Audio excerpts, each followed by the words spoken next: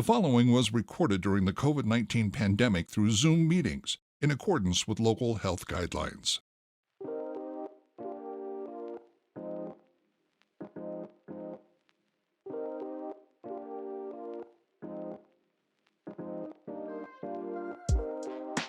So I grew up in the non-denominational church and I loved it there, found my place there. I was baptized there.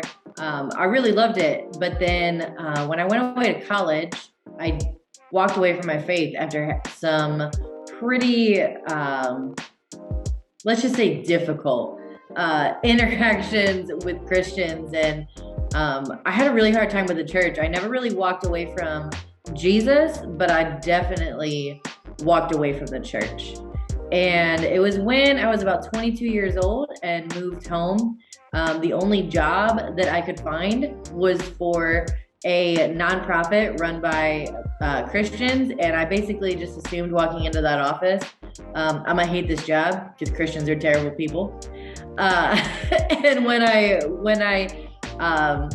was there for a little while, I started to realize that maybe it wasn't all Christians. Maybe it was just the ones that I had been surrounded with. And I gave it a chance. I worked for them for a little while. And the longer I was there, the more I realized that there are actually people in this world who put action behind their faith.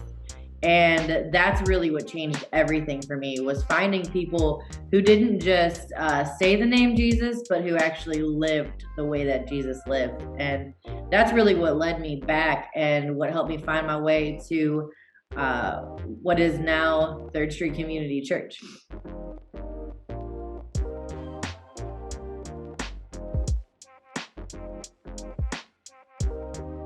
Welcome back to the Mr. Misfits podcast. I am Andrew Fouts, and again, I have no idea what episode number this is, so just hopefully you've seen the other ones and you have probably a better idea than I do at this point. But today I am back with Rachel and Corey Hunka of Third Street Community Church, and we are still talking multi-ethnic ministry, but last episode, those of you that weren't here or listening, we covered some of the theological frameworks for all of it. We covered the idea of, again, the Imago Dei. We covered the idea of unity, of unification. We looked at Jesus' ministry style. We talked about just having conversations, how to have conversations, things like that, going into some of the philosophic style. But today we want to get more into the method of how do we actually do this? How do we see this? Where are they already doing it? And we're going to just jump right in and start with, you already gave us how you started, but what were these dinner table conversations like for you guys? What is this about, inviting people over for dinner that started you guys kind of on this journey to figuring out how to solve that discontent? Oh my goodness. Okay. So, so first of all, like we said in the last episode, like none of this was intentional. Never, ever did I see either of us going into pastoral leadership, Third Street Church being a thing. That was not in any of our plans, right? So we were just living and doing life in the southeast side of the city. Playing basketball, teaching dance, hanging out. She was teaching dance. You don't want me to, I just wanted to clarify that because just in case you put me on the spot and ask me to dance, I can't dance. It's not a thing that I do. So, we may get some extra donations for both of us if you would. I'm just saying.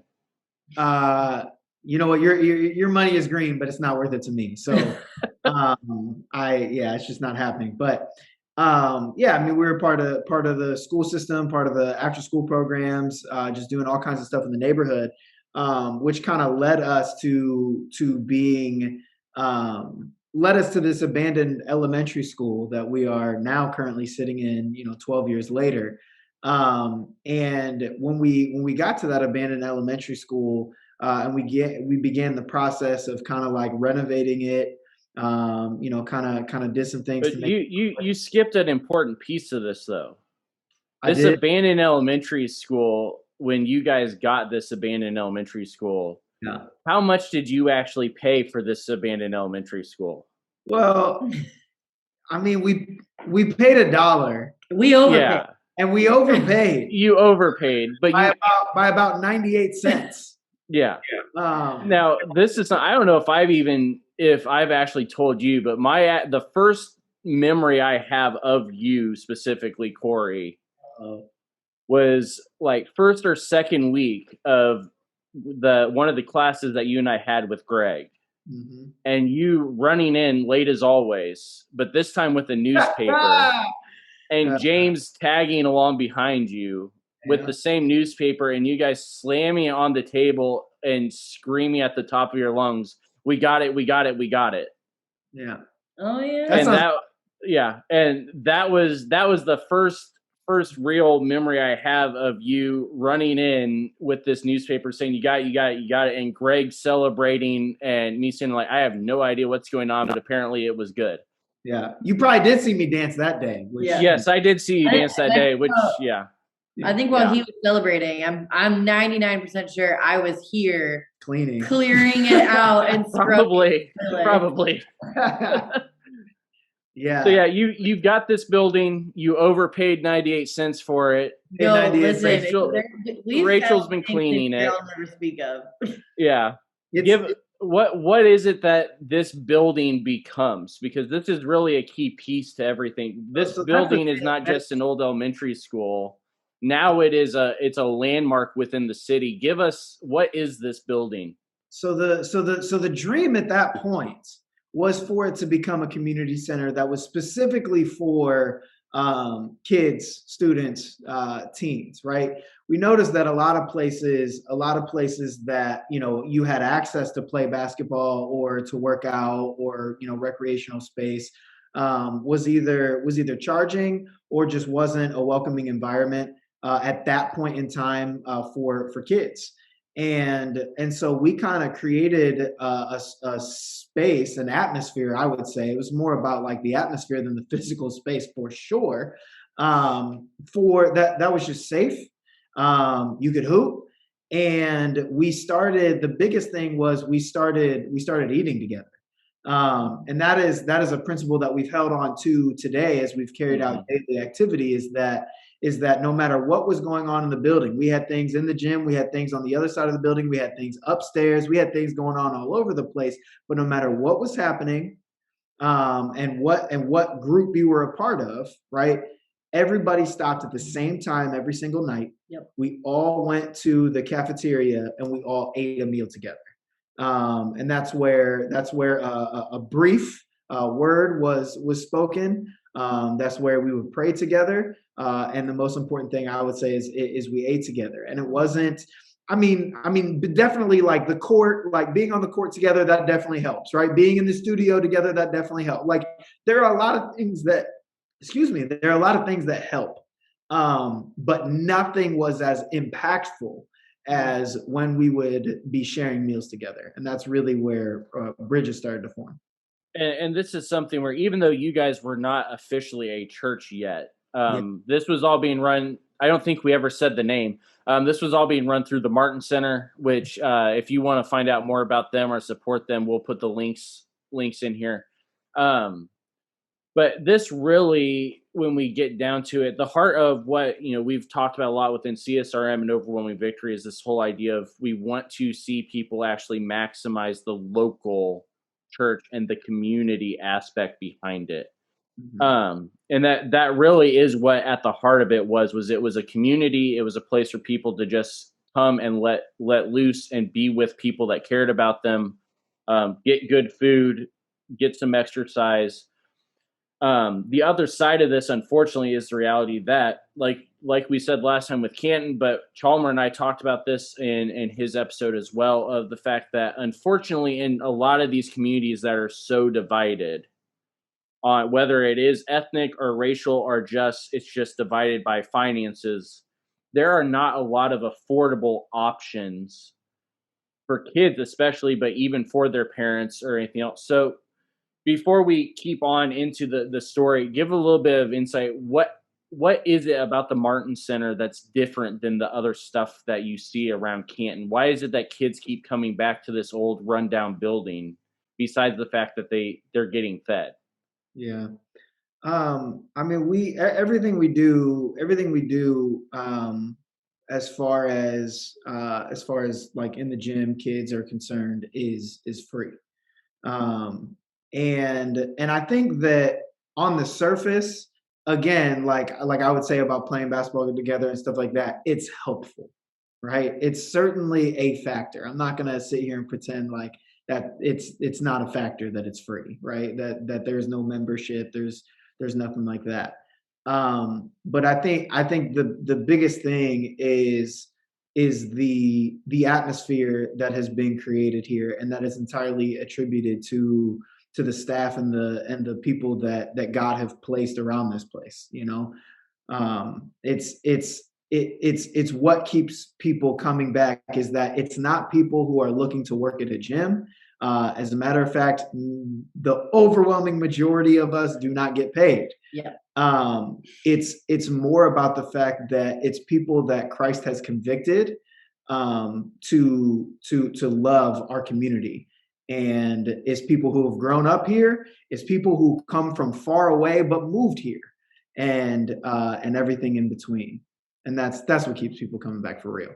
I would go one step further, just because, most people that have been listening know at least a little bit of how Micah and I ended up reconnecting back with you guys at Third Street.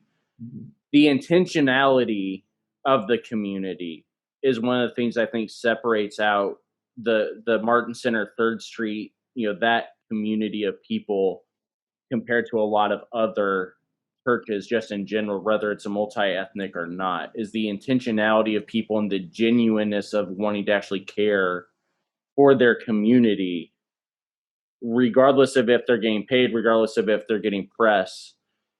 That really is what has set the tone for you guys. And really, that's kind of how it all started to begin with. It was just you wanting to provide a meal for these kids that had nowhere else to go. So let's keep moving a little bit here. You guys have started these leagues. You guys have started these dance classes. You guys have these big meals. You're sharing little devotionals here and there.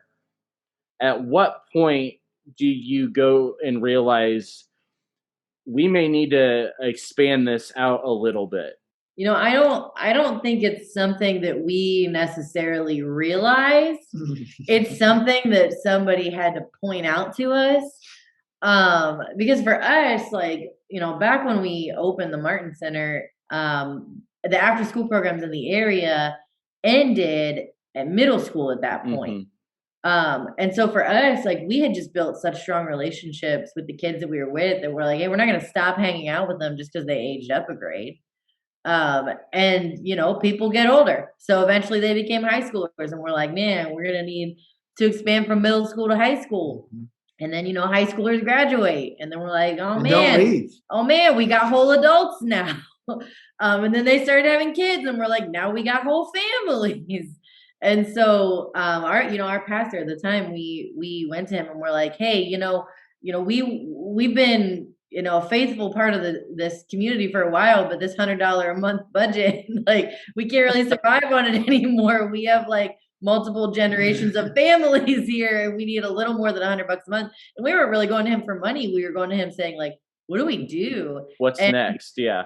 Yeah. And because he is a godly man, he wasn't trying to make his church massive. He looked at us and he said, that's a church. He said, God has built a church. And so let's steward it well. I'll tell you what it was for me. Was there was a brief season. It didn't feel brief, but it was in retrospect actually very brief. There was a brief season where actually we weren't able to play basketball in here. Oh yeah. Shout out to insurance. But there was a very brief season where we weren't able to actually occupy the gym.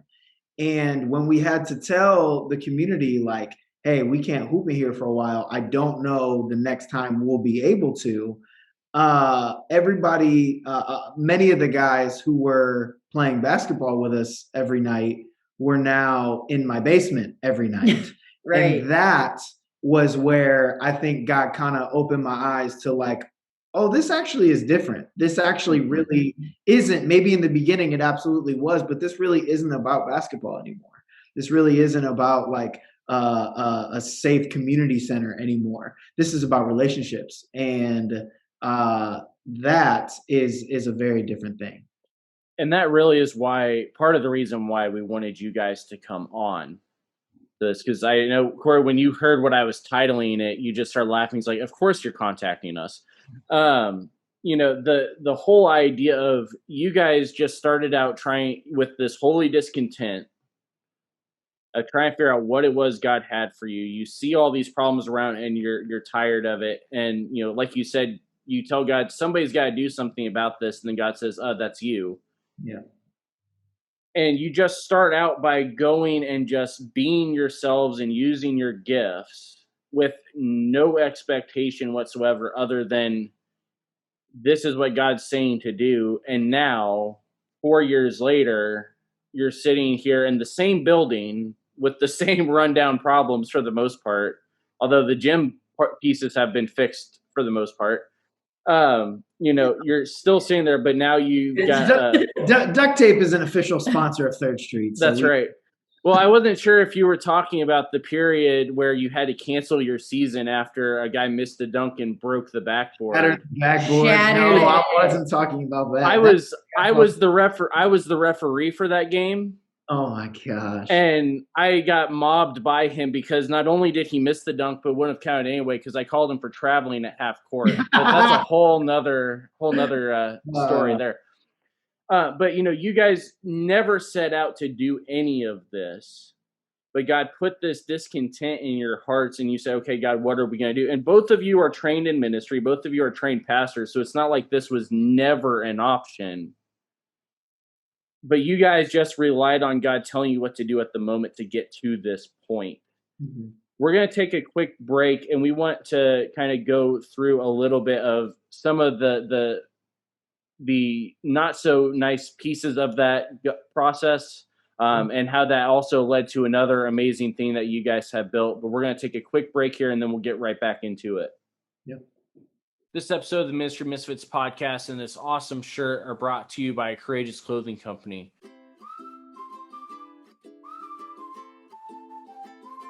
Courageous Clothing Company is a Christian family-owned business that specializes in custom designs that they create, as well as bulk screen printing of your custom designs as well. When you buy from Courageous Clothing Company, you're not just buying an awesome shirt, you also are helping spread the gospel across the world through the missions that they support, such as this here with Ministry Misfits, as well as with their own designs that have Christian-themed messages, sharing the gospel in an awesome and relevant way. Or as we say within CSRM and Ministry Misfits, strategically relevant evangelism. Check out their entire line at courageousclothingcompany.com.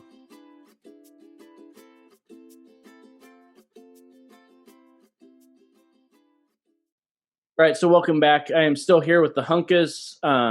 We are walking through their story a little bit of how we've gotten to Third Street Community Church. Before the break, we heard about the fact that, like we said, they had this holy discontent for this part of the city. They just started building relationships. They started cooking, dancing, basketball, all that different stuff until eventually the pastor they were under at the time told them, you guys have a church there, go do it. And so that's kind of where we're at right now. And this is where we're going to get into a little bit more of some unfortunate heavy stuff, but heavy stuff that needs to be addressed and that hopefully you will find helpful. That goes back into our conversation from the last episode also a little bit. So you guys now have realized you already have the seeds planted for a church there within the Martin Center there in Southeast Canton. What's the next step here? You've got a church saying we're going to sponsor you because they basically told you to go do it. They didn't really give you a choice. They didn't give you a choice. It's like, you already did it. Now we're sponsoring you. Go do it better. Or bigger, I guess, not better. What is this process? Because for some people, they probably assume church planting is just a group of people get together and boom, you have a church now. But there's a lot more involved, especially here in the U.S. with all the legal paperwork and financing and taxes and all of those different things. Walk us through the process here a little bit. What was the next step after you guys kind of got your marching orders? Yeah. So I would say that that next portion was actually the most. It kicked off the most difficult season of our entire lives. Yeah. I always joke with people when we do their premarital counseling that engagement is the worst, however long it is of your engagement. It's the worst time of your life, right? Because it's like you're basically, but not yet. So like, like it's just miserable. And also you got to argue about all the family stuff and all the, just all the things that come with wedding planning. Church planting is not like that. That's a Like, perfect analogy. it's That was it's yeah. pretty similar actually, where it's like, look, this is already a thing. It's already been decided, but you're not there yet. And in the meantime, here's all the details. And for a guy like me, that equals death. And so it's that. But I will say that the other reason it was difficult is because, well, there were lots of reasons, but another reason it was difficult was because I began at that point a 2-year pastoral residency process, right?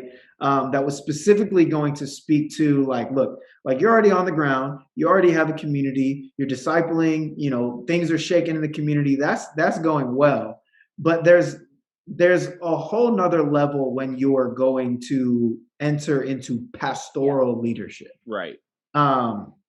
And so I began this 2-year residency process around the same time that we were having our first child.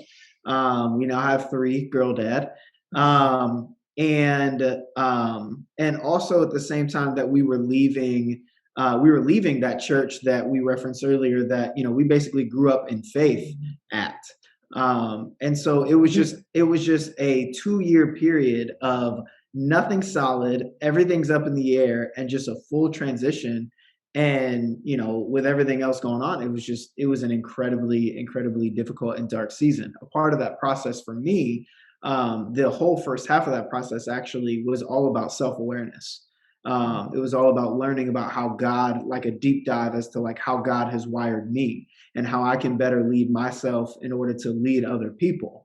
And that was really difficult because I'm not an incredibly emotional person, nor do I care to like really process the emotional things. So it's not like, hey, you can be kind of a jerk sometimes. And so like, let's work on that. It's more like, hey, dude, you at this point have 25 years worth of stuff unprocessed. Let's dig into that all at the same time. And so just, the headspace during that time was also extremely difficult. So it was a lot. It was a lot. So, I know our families have talked about this whole process a lot because, we share similar discontents.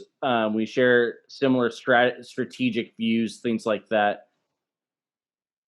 What was, besides just the head process side, which anybody that has, if you've gone from immediately being where you're just the the community outreach guy or the youth pastor guy, and then now said, oh, by the way, now you're going to be in a lead pastor role, either building or rebuilding, that there's an immediate supposed maturity that the church expects that God's going to be able to give you, but it's not immediate.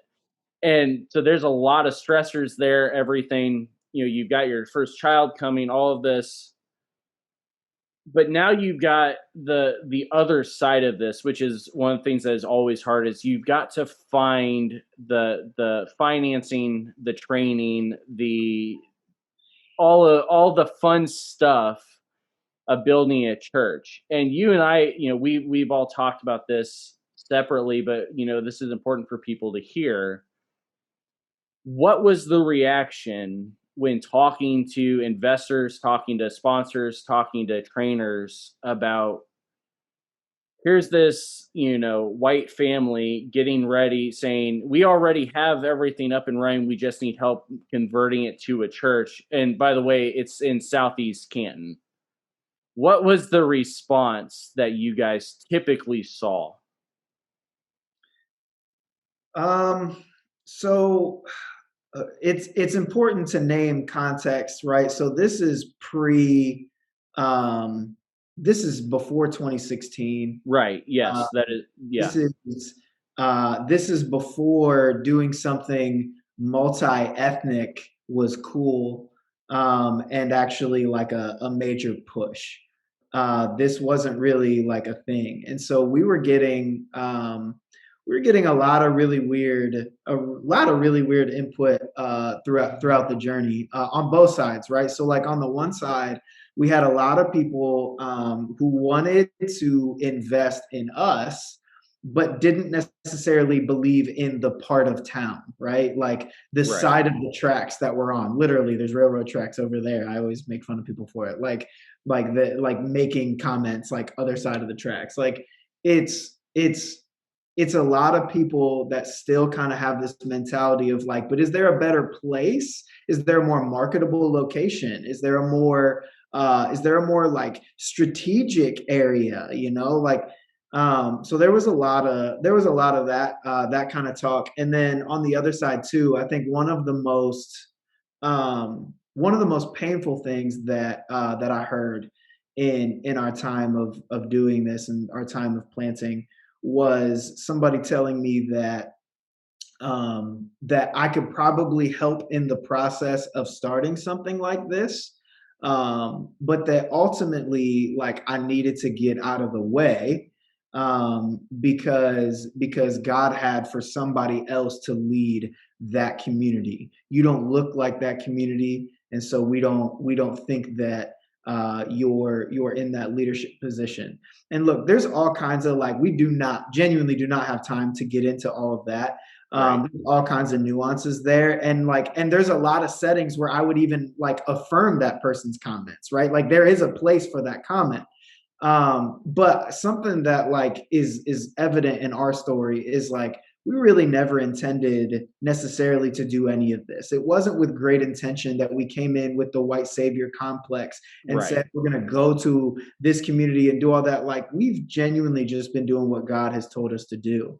And so on a lot of different sides, we were getting this like resistant feedback from people who that's why I say consider the source in the last episode, because it's people who had nothing to do with this, telling us like it's not a good idea for this reason or that reason.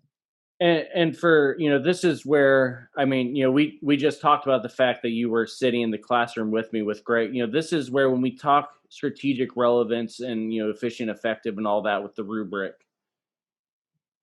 part of knowing your community and being relevant to your community sometimes has more to do with that holy discontent than it does actually what you see and what you look like. 100%. And this is part of where when we talk evangelistic disciple making and the 5 B's of why it's so important to have that belonging first. You guys, there's nobody within the community is looking at you as coming in with the white savior complex, because you've been a part of that community for years leading up to this. You've seen kids go from elementary school into high school. You've been feeding them. You've been teaching them dance. You've been letting them break your backboards trying to dunk. All of this kind of stuff you guys have been doing for years leading up to this. The community knew you. You were already a part of that community. And that's part of what, when we talk strategic relevance, we really mean is that you don't necessarily have to look like them, but you definitely have to know them.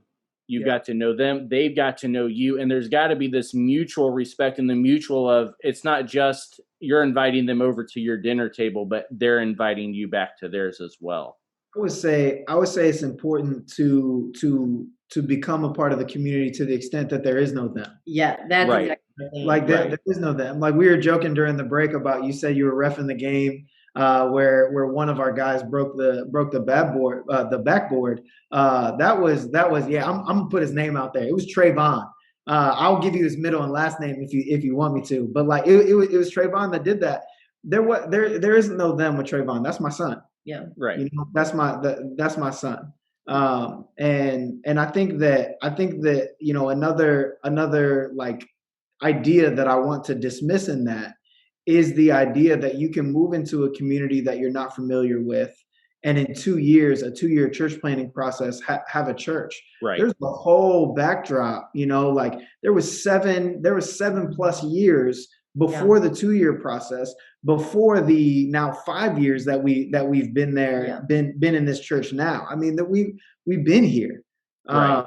And it's not event, it's family. It's family. Yeah, I think that's part of what made planting so difficult for me.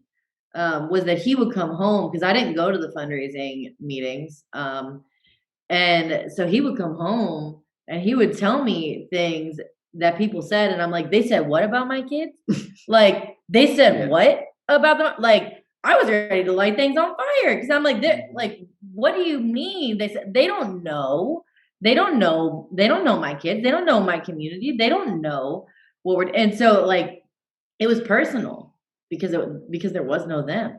Right. And that's first, I would think it'd be very unwise to, and already, because you said, you know, you guys were pregnant with your first child, to an already hormonal mother to then attack her kids is never a smart move. That's a free bit of marriage, or a free bit of advice for everybody, is you don't want to do that. But you know, this goes into the unfortunate reality of where we're at, even again within the American culture of the church, is that at times we've gotten so focused on the business model of keeping it up and running that we've lost sight of, again, the community, the family aspect of all of it. You know, when my family was talking to some different church planting organizations about doing something similar to what you guys were doing, the responses that kept coming back was, we love the idea, but wouldn't it be better in this neighborhood where you guys can financially support yourselves better? Like, but there's already 3 churches over there doing this. There's nothing here. And this is where our relationships are already at. Why would we move just because there's money over there? Mm-hmm. This is unfortunate. You know, Bradley Barnes talked about this, you know, even within his first years of ministry, when he was trying to get sponsors for his camp.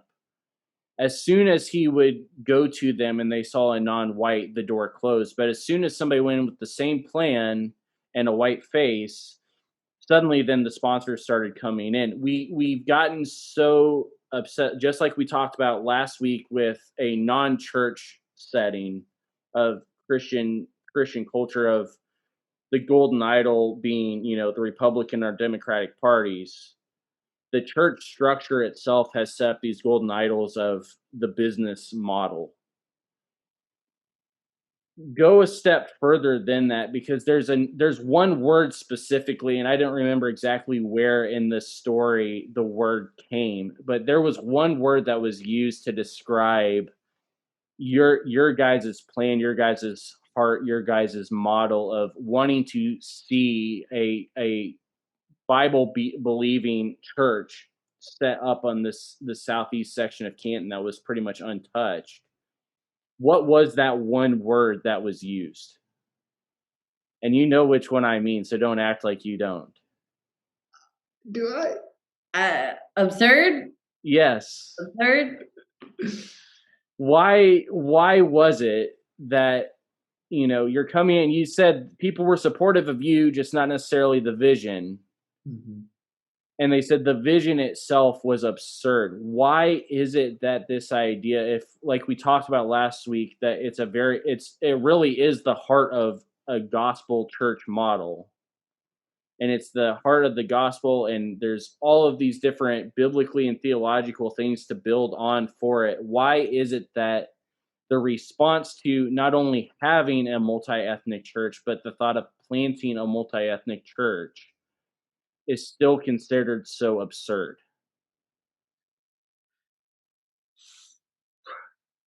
Man, how much time do we have left in this podcast? We got probably 10 minutes or so. Yeah. You know, it's absurd because what we get to experience not only daily, but specifically on Sunday morning. We get to experience as people from different socioeconomic brackets, tax brackets, worshiping next to each other. We get to be a part of people who in at least the way that our area is set up are not crossing paths, are not interacting on an everyday basis, worshiping and using their spiritual gifts to complement one another.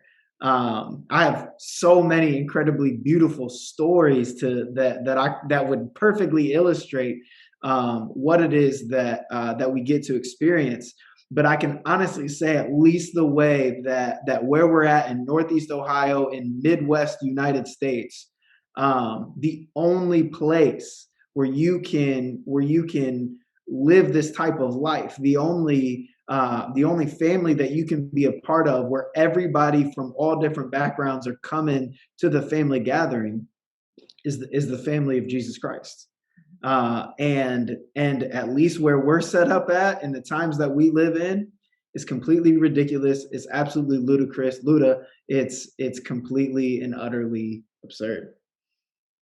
I'm glad you got to throw the Luda reference in. I'm glad I gave you the opportunity for that one. Go ahead, Rachel. Yeah, I mean, that word came up in a meeting that he had. It was one of those ones where he came home and I'm like, they said what?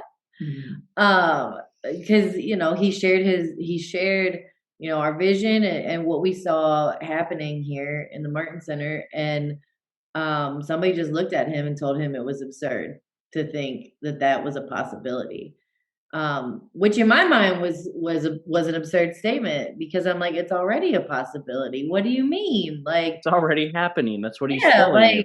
Like we've been working with some phenomenal pastors in this community. We've been serving with phenomenal after school programs in this community. Like, The best. Right. Like right up the street from us is one of the after school programs that we work with. Couple streets over is the pastor who let us use his basement, and like shout out to Pastor Mike. Pastor Mike is amazing. Like there's amazing people in this community. And after they said that, the word absurd has such a negative connotation, but the definition of absurd is to be wildly irrational and against all logic. And I said, that's fine, because from what I see in my Bible, the kingdom of God is absurd. And really, that is a good definition even for holy discontent. It's wildly irrational because I should not have these feelings, because it really should. The world is saying these sort of things should not involve me. Mm-hmm. But yeah, I feel personally responsible to see something happen. And, we're skipping ahead for time's sake with the story. You guys eventually did plant 3rd Street. You guys have started a couple things. You've got the Epic Conference, which is a youth. Would you call it a retreat? Would you call it a conference? What? It is something. It is youth wild. It is something, but it's amazing. It's a blast, and it serves as I would say the epitome of the vision that God has placed in our team's hearts. And that's we'll link that there for any of you that are interested in looking for a place to send your youth kids. But the other big one that you guys started is actually kind of that Rachel started. Rachel started. I meant you as a family started. The vision really came out of that absurd word, and it's the Absurd Conference. And this is something that we're going to be putting up on our website as well once we get that up and going, assuming that by this point I've gotten the website actually to work. That's a whole nother story. Familiar the with absurd for any of you that know 3rd Street and have been following 3rd Street for the past 6 months or so, know that they understand that struggle all too well. Shout out to the Japanese dog crate sellers. But Rachel, you started this Absurd Conference with one goal in mind, and it kind of just came out of just an idea, and now it's developed into it's a nationally known conference, and we've got a lot of well-known people trying to do this mystery coming. What is the Absurd Conference? Let's close out with, give us some information. What's the Absurd Conference all about? So Absurd exists with the goal of seeing a reconciled world that thrives in a celebration of kingdom diversity. That is why it exists. And it's a two-day conference. Last year we included a pre-conference that was real in-depth training. And behind Absurd is the Tribe Collective, which is a national network of multiracial churches that all of us together are committed to that vision of a reconciled world thriving in a celebration of kingdom diversity. And it's another one of those things that we didn't seek to make a big conference. I was in seminary at Fuller, just working on a final paper, and I proposed this conference. And at the end of my paper, I looked at it and I'm like, that feels like more than a paper. And so I finished this final project and I handed it to him, and he was like, "Do it." And I was like, "Me?" Should be our slogan. Absurd, more than a paper. Right. Like, so I said, "All right, let's try it out. Let's see what happens." And we did year one, and at the end of the year one, all of us together kind of looked at each other and we're like, "Yeah, we're doing year two."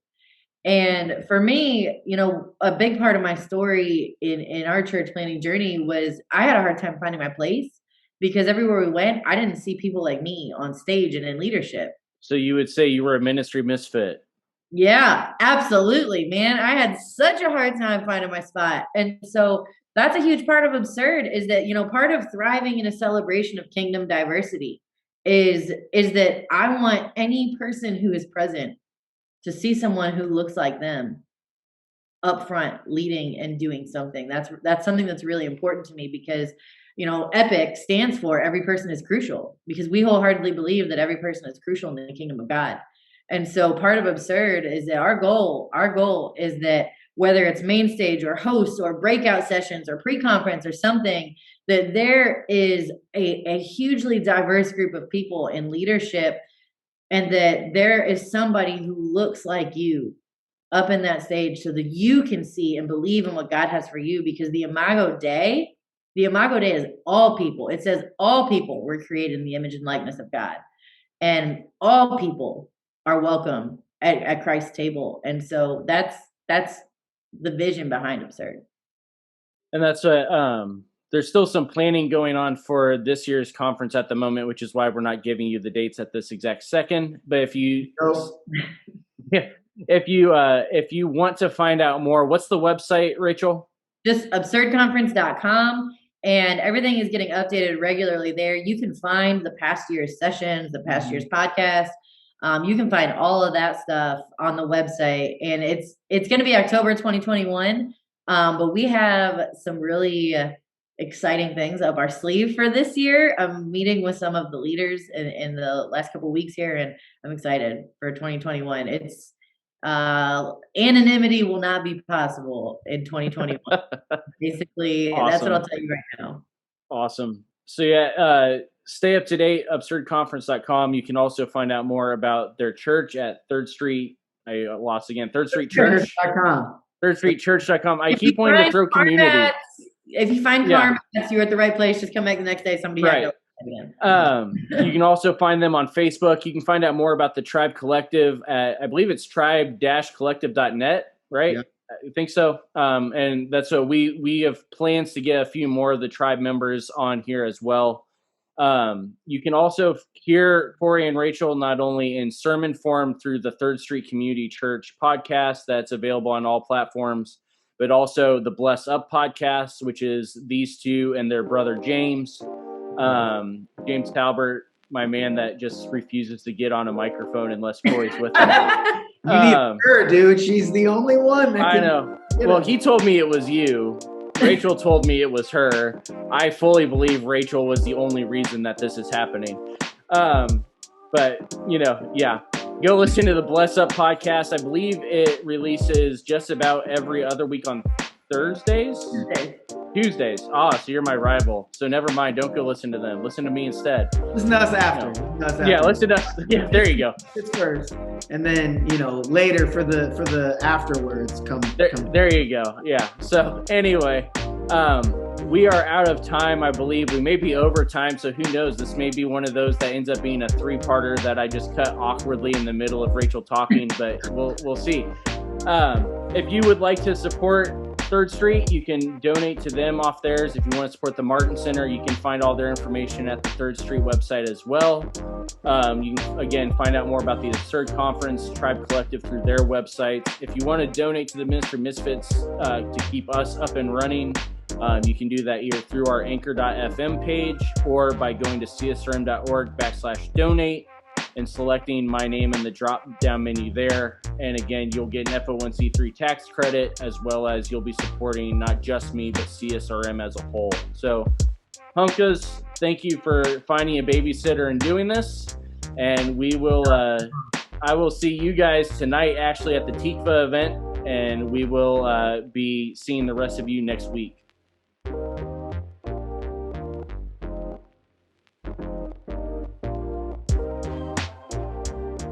The Ministry Misfits podcast is a production of Overwhelming Victory Flicks, Overwhelming Victory Radio, and Ministry Misfits Media. Dr. Greg Linville and Andrew Fouts are our executive producers, and Brandon Simmons is associate producer. Our music is provided by Morning Light Music and is titled Rain. If you would like to get in touch with us, you can email us at ministrymisfitmedia@gmail.com or by following @ministrymisfit on Facebook, Twitter, Instagram, and TikTok.